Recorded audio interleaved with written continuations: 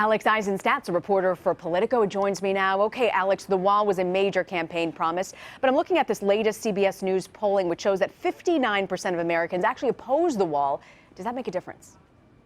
Well, look, I mean, regardless of whether people say they support this or oppose this, what's pretty clear is, as you referenced, that Donald Trump is filling what he promised on the campaign trail. He is going through and issuing one by one each day of the week now, since he's been elected president, really, since he's taken the White House, really, executive actions on a number of different fronts. Today, we're seeing immigration, which is going to cover a variety of different fronts, and it's going to be a lot of the things that he talked about on the campaign trail.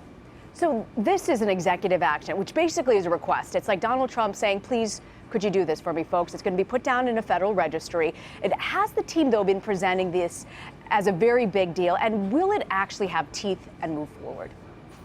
Well, you know, that's kind of the question that a lot of people are wondering right now. How far is this really going to go in terms of its effect, or is this rather simply something that's symbolic? And that's still something that remains to be seen. But look, if you look at what he's trying to do, these are pretty bold actions. He's talking about enabling the building of a wall on the southern border. He's talking about punishing sanctuary cities. He's talking about potentially cutting off refugees from a number of Muslim majority countries.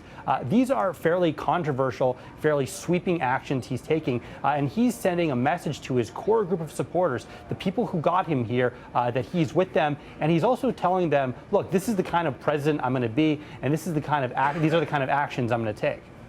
Well, there's a question of who will pay for the wall, and Trump has always said and promised that Mexico would, and he later said that the U.S. would be reimbursed, but Mexico leaders, among them former President Vicente Fox, they've all said, no way, this isn't going to happen.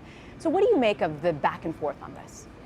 Well, this is one of those things that the White House really hasn't fleshed out yet, how this is going to work. How is a southern wall going to be A, constructed, and B, paid for? Those are things that sort of has to be fleshed out. And we're going to see in about 30 minutes here, when Sean Spicer takes the podium, you're going to see him being asked a number of different questions about these executive actions that are going to come down this afternoon. President Trump is also expected to make the announcement during a visit to the Department of Homeland Security. His visit to the CIA didn't really go as smoothly. So what do we anticipate? What's the buzz on this go-round?